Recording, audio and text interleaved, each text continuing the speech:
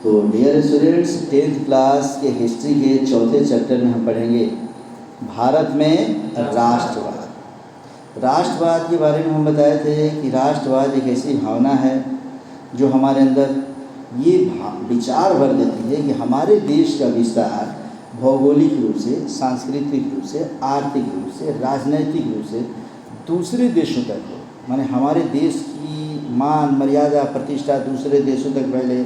हमारे देश से बड़ा कोई दूसरा देश नहीं है। हमारे देश के लोग, हमारे देश की संस्कृति, हमारे देश की सीमा अन्य देशों तक फैल जाए, ऐसी भावना ही क्या कहलाता है? राष्ट्रवाद। और राष्ट्रवाद की भावना जिस व्यक्ति के अंदर रहता है उसे हम राष्ट्रवादी कहते हैं। सामान्य तौर पे प्रत्येक देश का प्रत्येक नागरिक राष्ट्रवादी होता है, और जो राष्ट्रवादी नहीं है, जो राष्ट्र के बारे में ऐसा नहीं सोचता है, वह देशद्रोही है। बच्चा आ रहा समझ में ना? तो इस तरीके से राष्ट्रवाद क्या है? राष्ट्र का मतलब होता है देश, और वाद का मतलब होता है विस्तार। जब कोई व्यक्ति अपने देश के बारे में सोचता है कि हमारे देश का विस्तार भौगोलिक रूप से, सांस्कृतिक रूप से, राजनैतिक रूप से, आर्थिक रूप से देश दूसरे देशों तक फैले, तो ऐसी भावना को हम क्या बोलते हैं? राष्ट्रवाद। तो जिस भारत में राष्ट्रवाद को हम पढ़ने जा रहे हैं, उस भारत में राष्ट्रवाद को जानने के लिए सबसे पहले मैं तुम्हें बता दूं कि मानव की उत्पत्ति जैसे ही हुई, भारत में धीरे धीरे समझ लो कि अफ्रीका से मानव की उत्पत्ति होती है। सबसे पहले प्राइमेट नामक एक बंदर आता है, प्राइमेट से आता है होमोनिड, होमोनिड से होमोनाइट, होमोनाइट से होमोसेपियंस, होमोसेपियंस बोलते हैं ज्ञानी मानव को, और वही ज्ञानी मानव धीरे धीरे फैलते गया।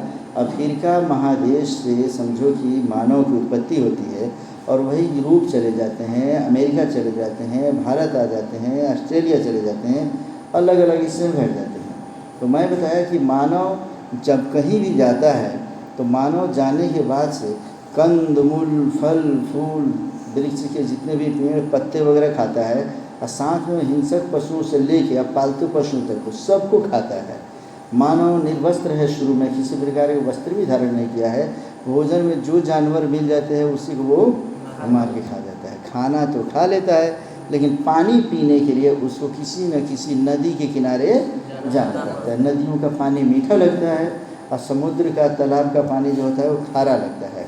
इस वजह से वो अलग अलग विश्व के उस हिस्से में मानव रहना शुरू किया जहाँ पर उसको पानी की सुविधा मिले। तो जिस भारत में राष्ट्रवाद को हम पढ़ने जा रहे हैं, उस भारत में राष्ट्रवाद को हम बिल्कुल शून्य से हम पढ़ेंगे। विश्व की मानव की शुरुआत से मैं तुम्हें पढ़ा रहा हूँ बच्चे। हिस्ट्री इसके बाद से तुम्हें कोई दिक्कत नहीं होने जा रही है। पूरी हिस्ट्री जब हम पढ़ेंगे तो हम बता दें, इसमें से भारत में राष्ट्रवाद में सबसे पहले हमने लिखा है हड़प्पा सभ्यता या सिंधु घाटी सभ्यता।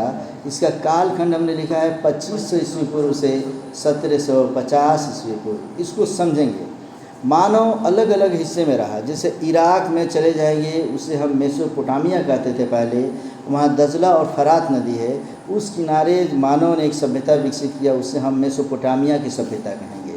चीन में जाएंगे तो वहाँ पे वांगहो नदी के किनारे वहाँ जो सभ्यता हुई विकसित होगी उसे चीनी सभ्यता कहेंगे। मिस्र में जाएंगे, अफ्रीका महादेश के समझ लो कि मिस्र नामक देश में, तो वहाँ नील नदी के किनारे एक सभ्यता विकसित होगी जिसे हम नीली सभ्यता कहेंगे। उसे उत्तरी अमेरिका में जाएंगे, दक्षिणी अमेरिका में जाएंगे तो कहीं क्रीट सभ्यता होगा, कहीं माया सभ्यता होगा, अलग अलग विश्व में सभ्यताएँ होंगी। लेकिन हमारे भारत के उत्तर पश्चिम में एक नदी होगी सबसे महत्वपूर्ण, जिस नदी का नाम होगा सिंधु नदी। कौन सी नदी? सिंधु नदी। तो सिंधु नदी के किनारे जो मानव की सबसे पहली सभ्यता विकसित होगी उसे हम कहेंगे सिंधु घाटी सभ्यता या हड़प्पा सभ्यता। इसका कालखंड कब से कब तक रहेगा बच्चों? 2500 BC से लेकर 1750 BC। BC का मतलब होता है बिफोर क्राइस्ट। ईसा मसीह के जन्म के पहले के समय को हम लोग BC कहते हैं, और ईसा मसीह के जन्म के बाद के समय को हम लोग AD कहते हैं। BC का मतलब होता है बिफोर क्राइस्ट, मतलब समझो कि ईसा मसीह के जन्म के पूर्व। AD का मतलब होता है एनो डोमिनी, मतलब ईसा मसीह के जन्म के बाद। तो जो भी ईस्वी पूर्व हम कह दें तो 2500 ईस्वी पूर्व का मतलब है कि ईसा मसीह के जन्म के पहले 2500 साल, ईसा मसीह के जन्म के बाद अभी 2022 चल रहा है, तो 2200 प्लस 2500 कितना हो जाएगा? करीब करीब 4700 ईस्वी पूर्व के आसपास की ईस्वी पूर्व, माने 4700 बरस पहले की बात हम बता रहे हैं। तो हड़प्पा सभ्यता या सिंधु घाटी सभ्यता भारत की सबसे पहली सभ्यता मानी जाती है, क्योंकि मानव, इसको सभ्यता क्यों बोलते हैं? मानव सबसे पहली बार भारतीय उपमहाद्वीप में सिंधु नदी के किनारे रहना सीखा। उठना बैठना, खाना पीना, मनोरंजन करना, वस्त्र पहनना, व्यापार करना, ये सब मानव सीख गया, इसीलिए इसको सभ्यता के नाम से हम जानते हैं। तो सबसे पहली सभ्यता भारत में कौन सी सभ्यता? हड़प्पा सभ्यता या सिंधु घाटी सभ्यता। दरअसल सिंधु नदी के किनारे पहली सभ्यता विकसित हुई तो उसे सिंधु घाटी सभ्यता कहते हैं। लेकिन अंग्रेज़ों के ज़माने में 1921 ईस्वी में दयाराम साहनी नामक व्यक्ति ने पाकिस्तान के मोंटगोमरी ज़िले, साहिवाल ज़िला, ये सब ज़िला में अलग अलग जगहों पे खोज किया। तो पाकिस्तान में रावी नदी के तट पर हड़प्पा नामक जगह की खुदाई जब किया गया तो वहीं से नीचे से कुछ ऐसी चीज़ें मिली जिसके आधार पर लोगों ने वहाँ का पूरा खुदाई किया, और खुदाई किया तो पता चला कि हड़प्पा के नीचे, हड़प्पा जो स्थल है उसके नीचे तो एक पूरा शहर ही बसा हुआ है। तो चूँकि सिंधु घाटी सभ्यता में कई सारे स्थल थे खुदाई में मिले, लेकिन सबसे पहली बार खोजा गया कोई स्थल था तो वह स्थल कौन था? हड़प्पा। इसीलिए पहली बार खोजे गए स्थल हड़प्पा के नाम पे हम लोग सिंधु घाटी सभ्यता को हड़प्पा सभ्यता भी कहते हैं। क्लियर है बच्चे? कोई दिक्कत नहीं ना किसी को? अब हम पढ़ेंगे यह सभ्यता चला 2500 ईस्वी पूर्व से लेकर 1750 ईस्वी पूर्व तक, और 1750 ईस्वी पूर्व तक आते आते धीरे धीरे हड़प्पा सभ्यता का नाश हो गया।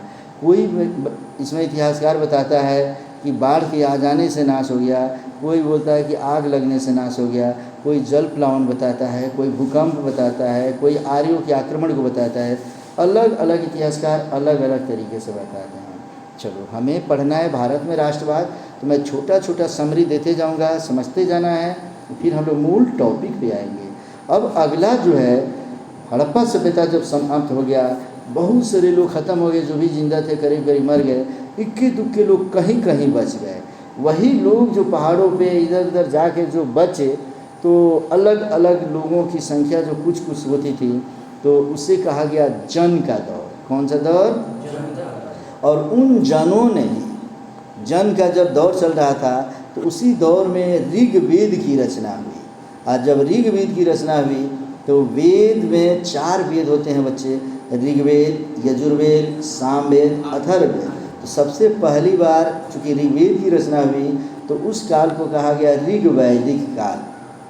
वो 1500 ईस्वी पूर्व से लेकर 1000 ईस्वी पूर्व तक का काल था, और 1000 ईस्वी पूर्व से लेके और 800 और करीब करीब 600 ईस्वी पूर्व तक 3 वेदों की रचना हुई, सामवेद, यजुर्वेद और अथर्ववेद। इसीलिए 1500 ईस्वी पूर्व से लेकर 600 ईस्वी पूर्व तक के कालखंड को हम कहते हैं वैदिक सभ्यता।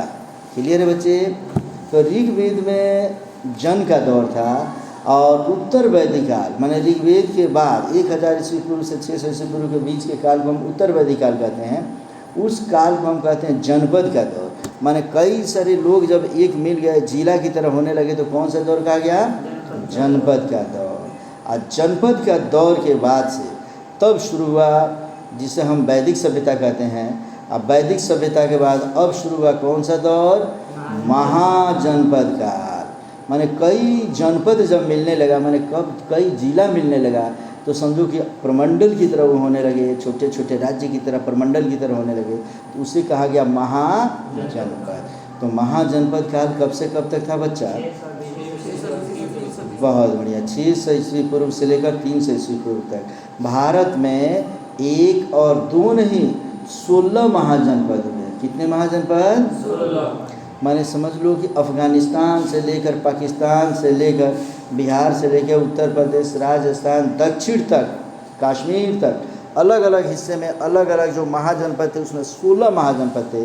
इन 16 महाजनपद में सबसे शक्तिशाली महाजनपद हम लोगों का यही पटना और वैशाली के आसपास का मगध महाजनपद था। कौन महाजनपद? मगध महाजनपद। इसी मगध महाजनपद में अब थोड़ा सा हम जानेंगे बच्चे। मगध महाजनपद में अलग अलग समझो कि शासकों ने शासन किया।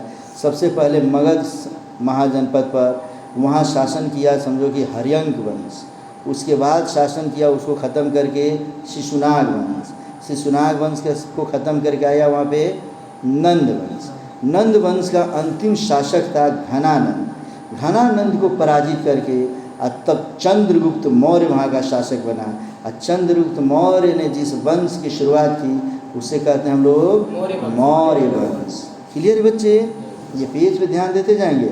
महाजनपद काल 600 ईस्वी पूर्व से लेकर जो 300 ईस्वी पूर्व तक था, इसी में बुद्ध आए, महावीर आए, आजीवक आए, समझो कि तुम कई कई प्रकार की विचारधाराएँ आई जो हिंदू धर्म के विरोध में आने लगी। ये भी हिंदू धर्म को ही मानने वाले थे, लेकिन अपने ही हिंदू धर्म के विरोध में ये कई विचारधाराएँ लाए। जिसका कारण क्या था बच्चे? ऋग वैदिक काल के अंतिम समय में ऋग्वेद के 10वें मंडल में एक स्टेटमेंट आ गया और ऋग्वेद के 10वें मंडल के पुरुष सूक्त में कहा गया, ब्रह्म के मुख से ब्राह्मण का, ब्रह्म के भुजा से क्षत्रिय का, ब्रह्म के जांग से वैश्य का और ब्रह्म के पैर से शूद्र की उत्पत्ति हुई है। इसकी व्याख्या उत्तर वैदिक काल में बदल दी गई और ये कहा गया, वहाँ के पुरोहितों ने इसकी व्याख्या बदल के कहा कि चूँकि मुख सबसे ऊपर है इसलिए ब्राह्मण सबसे ऊंची जाति का हो गया। उससे नीचे भुजा है तो भुजा से क्षत्रिय की उत्पत्ति है तो ब्राह्मण से छोटा क्षत्रिय हो गया। और चूँकि जांघ उसके नीचे है तो वैश्य जो है उससे नीचे हो गया। अब पैर सबसे नीचे है तो पैर से उत्पत्ति चूँकि शूद्र की हुई है तो शूद्र सबसे नीचे हो गए। ये बात वहाँ के कई विद्वानों को अच्छी नहीं लगी। सबको लगा कि भाई जाति और धर्म के आधार पे ये जो हम लोग जाति का बंटवारा कर दे रहे हैं ये गलत है। कर्म के आधार पे बंटवारा करते तो अलग बात है। तो ये कहना कि ब्राह्मण की जाति ऊंची है और शूद्र की जाति नीची है, ये बहुत सारे लोगों को अच्छा नहीं लगा। इसीलिए समझ लो कि शाक्य गण के समझ लो बुद्ध आए और उन्हें बौद्ध धर्म चालू कर दिया। किस धर्म के खिलाफ? वैदिक धर्म के खिलाफ, जिसे हम हिंदू धर्म कहते हैं उसके खिलाफ। महाजनपद काल में बुद्ध ने कौन सा धर्म चला दिया? मैंने समझो कि बौद्ध धर्म चला दिया। महावीर आए तो उन्होंने कौन सा धर्म चलाया? अरे बताओ, महावीर ने कौन सा धर्म चलाया? अलग अलग व्यक्तियों ने जो चलाया है। बुद्ध ने समझो कि बौद्ध धर्म चलाया। महावीर आते हैं तो अहिंसावादी जैन धर्म चलाते हैं वो। आ रहा समझ में ना?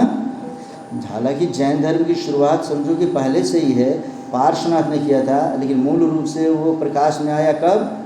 महावीर आए तब। तो महावीर की चर्चा हम लोग करेंगे, बुद्ध की चर्चा करेंगे किस काल में? महाजनपद काल में। महाजनपद समाप्त हुआ तब आया मौर्य वंश। मौर्य वंश की स्थापना कौन किया? चंद्रगुप्त मौर्य। इसके 3 प्रतापी शासक को तुम लोग मात्र याद करोगे। मैं पूछूंगा मौर्य वंश कब से कब तक माना जाता है? बताओगे 321 ईस्वी पूर्व से लेके 184 ईस्वी पूर्व तक। जाकर मेरा वीडियो सुनोगे तुम लोग घर पे और इसको लिखोगे जो मैं बता रहा हूँ। मौर्य वंश की स्थापना करने वाला व्यक्ति चंद्रगुप्त मौर्य था। उसका पुत्र महान शासक आया बिंदुसार और उसका पुत्र आया अशोक, जिसे हम अशोकादि ग्रेट कहते हैं। अशोक वही अशोक है जिसे शुरू में भस्माशोक, चंडाशोक के नाम से उसे जाना जाएगा बच्चे। और वह अशोक इतना क्रूर था कि कहते हैं एक बार उसकी तलवार म्यान से अगर उसकी तलवार निकल जाए तो जब तक 100 लोगों को कत्ल नहीं कर दे उसकी म्यान के अंदर उसकी तलवार नहीं जाती थी। रक्त पिपासु अशोक कलिंग युद्ध 261 ईस्वी पूर्व में होगा और वह आत्मा उसकी विरक्त हो जाएगी, आत्मा को बहुत ठेस पहुँचेगा और शस्त्र त्याग कर अहिंसावादी नीति अपना लेगा। अब बौद्ध धर्म धारण कर लेगा। इसलिए अशोक द ग्रेट कहा जाता है। ये एक राजा जो चंडाशोक है और वह समझ लो कि अशोक रक्त पिपासु है, रक्त को पीने वाला अशोक, वह अहिंसावादी नीति अपना लेता है। तो वाकई बहुत महान है बच्चे। तो मौर्य वंश में 3 शासक को याद करेंगे हम लोग, चंद्रगुप्त मौर्य, बिंदुसार और अशोक। अशोक के बाद छोटे बड़े कई राजा होंगे उनके पुत्र, लेकिन अहिंसावादी होने के नाते मौर्य वंश धीरे धीरे खत्म हो जाएगा। अंतिम मौर्य वंश का शासक होगा बृहद्रथ, उसको शिशुनाग जाकर समाप्त कर देगा।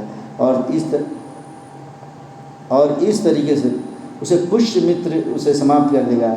अब पुष्यमित्र शुंग समाप्त करके एक नए वंश का स्थापना करेगा, जिसे कहेंगे हम लोग शुंग वंश। तो मौर्य वंश जब समाप्त होगा तब कौन सा काल शुरू होगा बच्चे? मौर्योत्तर काल। मौर्योत्तर काल में शुंग वंश आएंगे, कण्व वंश आएंगे, भारत में अलग अलग जगहों पे कई सारे वंश की, चेदी वंश आएगा, कई सारे वंशों की उत्पत्ति हो जाएगी। मौर्योत्तर काल उतना इम्पोर्टेंट काल नहीं होगा बच्चा, लेकिन समय याद रखेंगे। मौर्य काल कब से कब तक?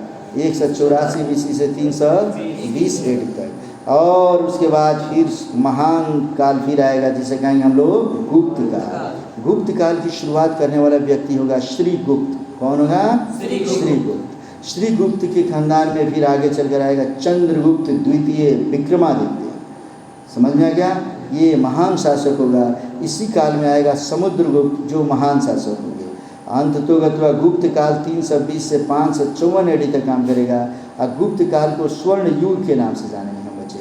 गुप्त काल में ही रामायण की रचना होगी, गुप्त काल में ही महाभारत की रचना होगी, गुप्त काल में मंदिर निर्माण की प्रक्रिया शुरू हो जाएगी, गुप्त काल में साहित्य में वृद्धि होगी, टेक्नोलॉजी में वृद्धि होगी, धर्म में समझो कि कई सारा इजाफा हो जाएगा। इसीलिए गुप्त काल को स्वर्ण युग के नाम से जानते हैं हम लोग। समझ में आ गया बच्चे? किस काल को स्वर्ण युग के नाम से जानते हैं? गुप्त काल को। अब गुप्त भी जब समाप्त हो जाएंगे तब आएगा गुप्तोत्तर काल।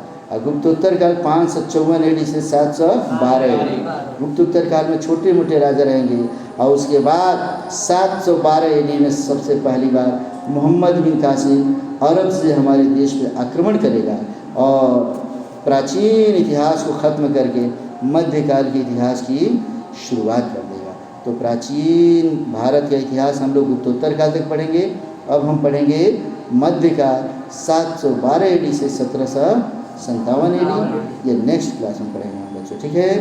एक बार और बता दूं कि भारत के इतिहास को 3 कालखंड में बांटा गया है: प्राचीन भारत, मध्यकालीन भारत और आधुनिक भारत। प्राचीन भारत हड़प्पा सभ्यता से लेकर गुप्तोत्तर काल तक रहेगा, जो आज मैंने तुम्हें समझा दिया। अब हम लोग कल पढ़ेंगे क्या? मध्यकाल का भारत, ठीक है ना? और उसके बाद मध्यकाल खत्म कर लेंगे, फिर हम लोग आधुनिक काल का भारत शुरुआत कर देंगे, ठीक है बच्चे? यहाँ तक में अगर किसी प्रकार की कोई दिक्कत हो तो फिर मुझसे तुम लोग पूछोगे।